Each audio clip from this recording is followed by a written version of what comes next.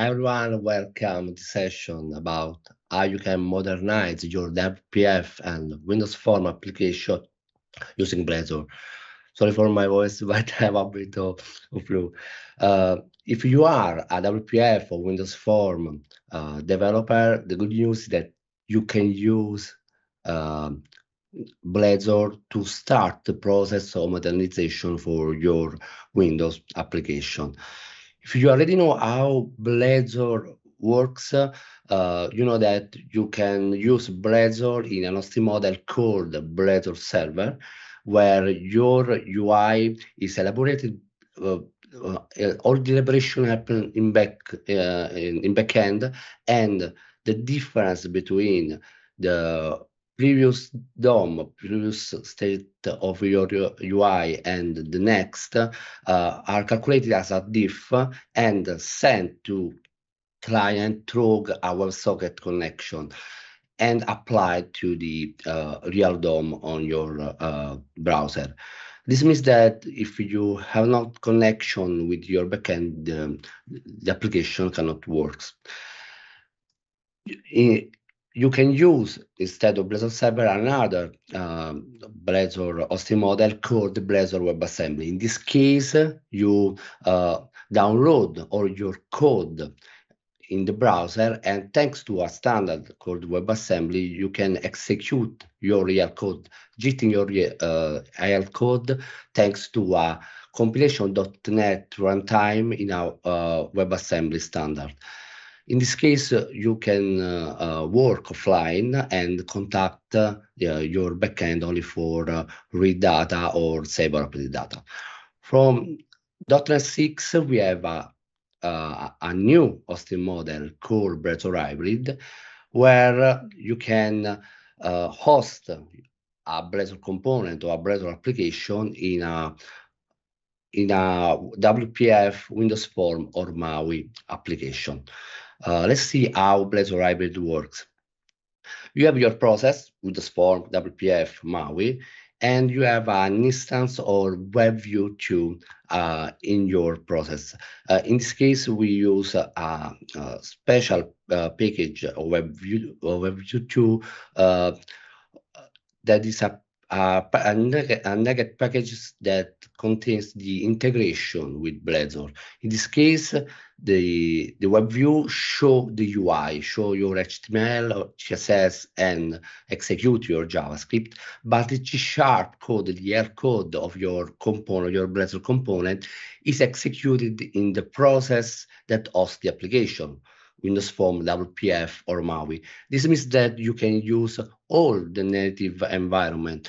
For example, you can use System.io to access your file system, and the execution of this code has the performance of the native application, and this is the best way in which you can execute your Blazor code. With some low-level call between a process and web view, the UI are updated, and all the call to your JavaScript are executed in the web view. But if you want to use Blazor in your Windows Form and WPF application, you need to port your application to .NET Core if your application is in full framework. To do this, you can upgrade your application using a particular .NET tool called .NET Upgrade Assistant. You can find some documentation on the Learn platform. It's a little different between WinForm and WPF, but it's very simple.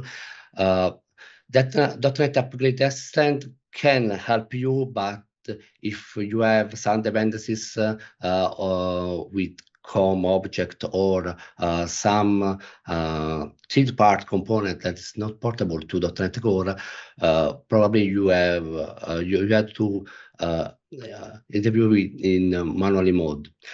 In this case, you need to change the the project file of your application with a new configuration block where the project SDK is Microsoft.NET SDK.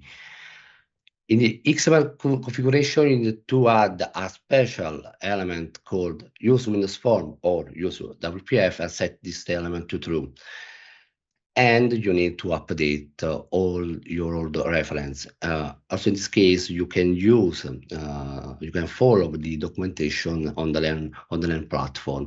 Just some tricks, few tricks to help you in this process. That is not a simple process, but it's a required process to use your application with Blazor.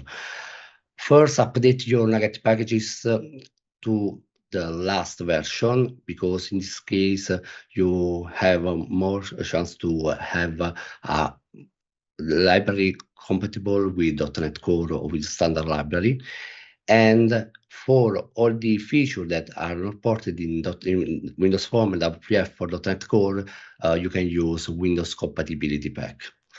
I have a little demo for you in this case. Okay.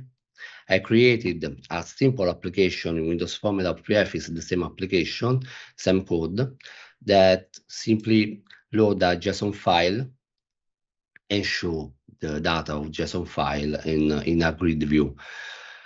It's very simple, and you need only to complicate just a little just a bit the code. I add data contract, data member, and I use the data contracts JSON serializer for the serialization of JSON data.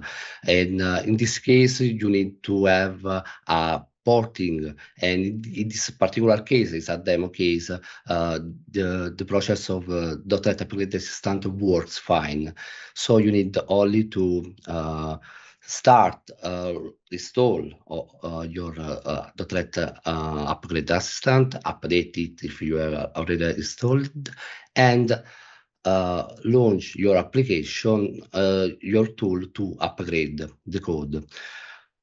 Okay, we don't have the time to launch the tool, so I have a branch demo. You can find all this code on my GitHub page, where I already executed the .NET Upgrade Assistant tool. As you can see, the project SDK is a Microsoft .NET SDK, and the target frame in this case is .NET 6, but it will be .NET 7 without problem. Use Windows Form through the element that specify. In this case, the .NET Core is cross-platform, but for Windows Form and WPF, the execution of your process is only for Windows. Use Windows Form and some packages, for example, Microsoft Windows compatibility, to cover all the features that are not in Windows Form, in this case in .NET Core, and some extension of your Upgrade Assistant for analyze the code before the upgrade. If I execute the application, it's exactly the same code. It's changed only the JS project, and the execution is exactly the same. Okay. Now your application is a .NET Core application, and you are ready to add Blazor Hybrid to your Windows Form or WPF application. In this case, you need to update the project SDK from Microsoft.NET SDK to Microsoft.NET SDK Blazor, because we need the support for Blazor in this case, and add the Nugget packages Blazor Web View. It's a different packages for Windows Form without PF. You can find it in public Nugget feed. Add a www folder to the project, and in this folder you need to add a index.html with a basic HTML5 code, a simple div with an ID, a particular ID for inject your component in this particular div, and you need to link a particular Blazor web view, just a particular JavaScript that is responsible for the connection between web view and the process that hosts the web view. Remember to add an import Blazor file. You need mostly using ASP.NET Core component web, and configure your Blazor web view using the dependency injection, the dependency injection engine of .NET Core, using and Windows Form Blazor web view, or add WPF Blazor web view for WPF, and you are ready to load your component. Also, in this case, I have a little demo for you. It's the same application. Okay, you can find it on the branch demo 2. Okay, in this case, the project SDK is Microsoft.NET SDK.Razor.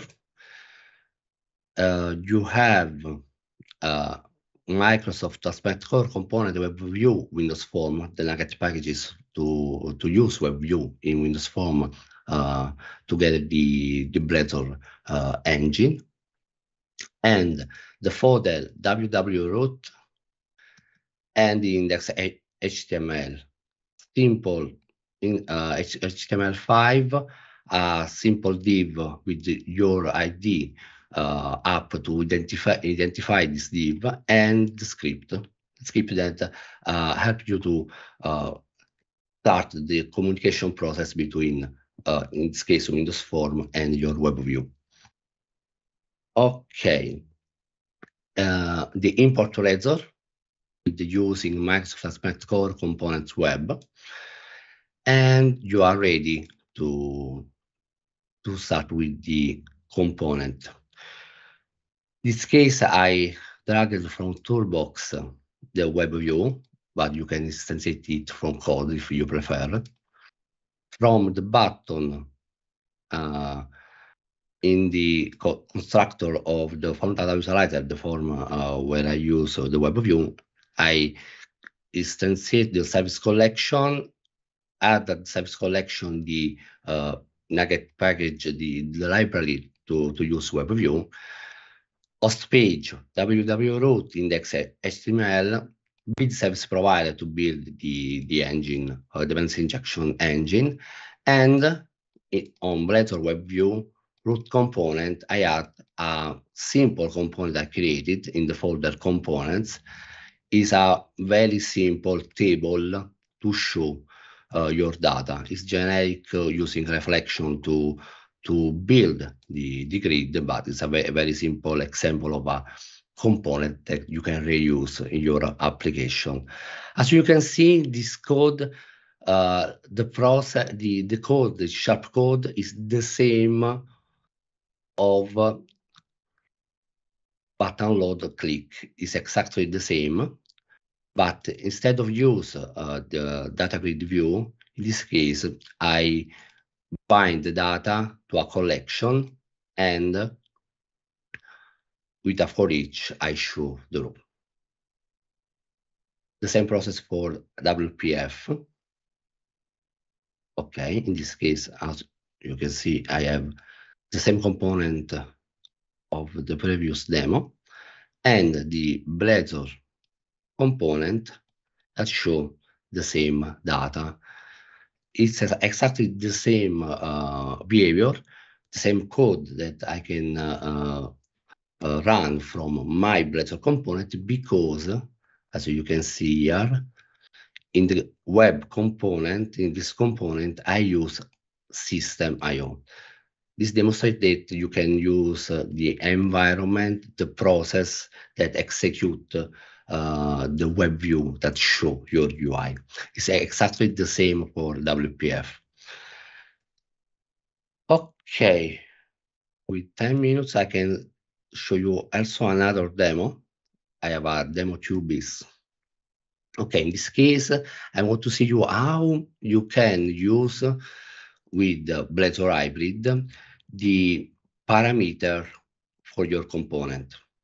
Okay, in this case, I want to pass to component from the Windows Form or WPF process the data to show in the UI. In this case, when I add component to my root components, I use a second parameter with a dictionary of parameters. In this case, weather forecast is the name of my property. And I pass with this parameter a collection weather forecast that I created here. Okay. In this demo, I have one button. I show you that load the data on both the native component and the Blazor component. The problem in this case is when you share some data with your Blazor component, Blazor don't know when this data is updated. So I created a simple singleton service.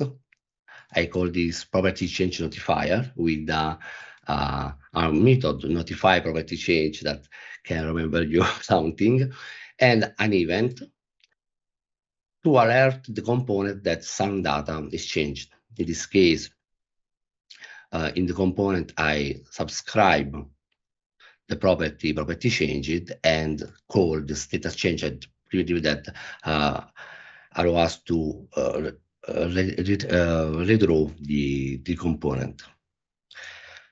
In WPF, there's the same approach, but in this case, I create a classical app state for your application. In this case, in the singleton service, we have the collection and an event that can be used to update, to notify to Blazor that something is changed.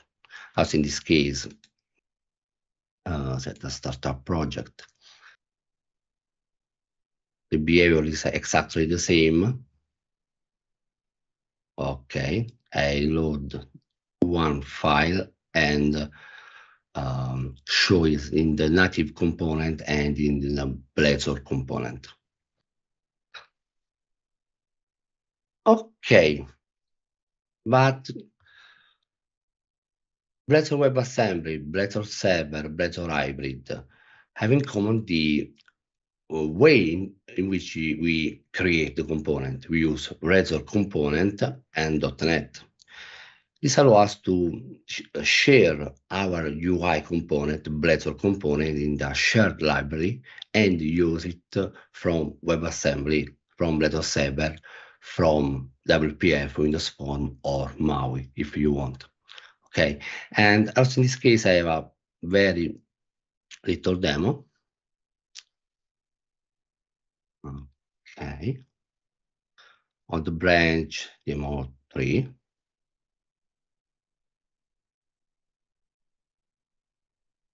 Okay, in this case, I have a shared library, Blazor components with my component, weather forecast grid view, my model, and a service I called weather forecast data service with a method that retrieve the data for the component. I inject my data service, my interface, the implementation, my interface in my component and call it when I need to retrieve my data. And we have a Blazor WebAssembly, Windows Forms, and WPF application that use this library. Each hosting model produces an implementation of the iWeather forecast data service. For example, in Blazor WebAssembly, I use HTTP client to retrieve the data from a REST API. In this case, from a HTTP call to a simple weather JSON file. In WPF, for example, I use an implementation that use OpenFile dialog. It's not important for the abstraction because in WPF I can do all I can use all the instruction that is compatible with the WPF, and the same is for Windows Form. Okay, I try to launch WPF demo. Okay, it's the same, but in this case I can use the component from the library, the shared library. For Blazor WASM, I can do I can run the application from the command line. Okay, .NET build.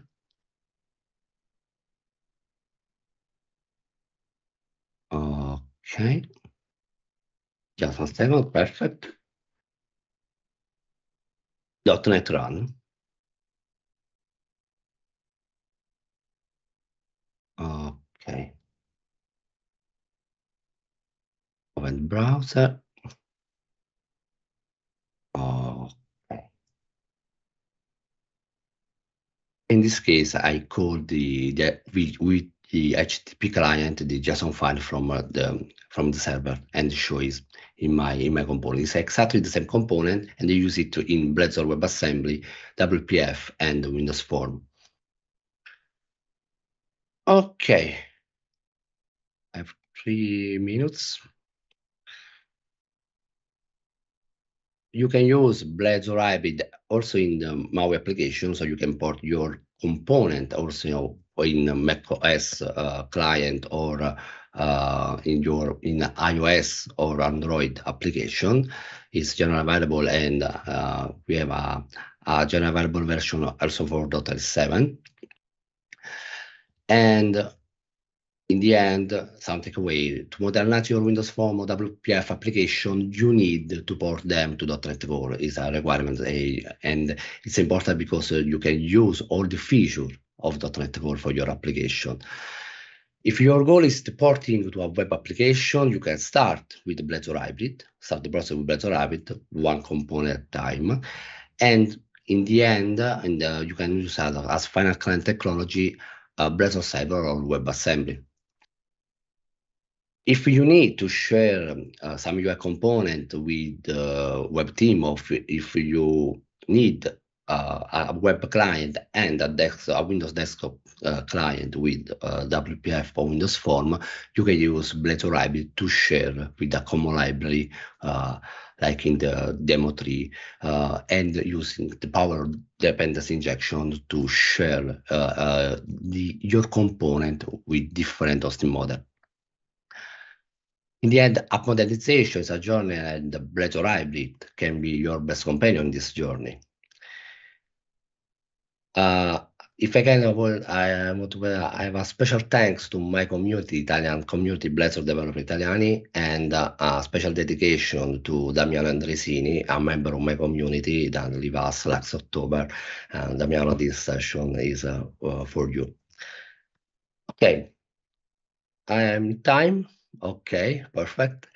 And if you want to contact me, you can use my social pages, or you can send me an email to my Hotmail address. Thank you.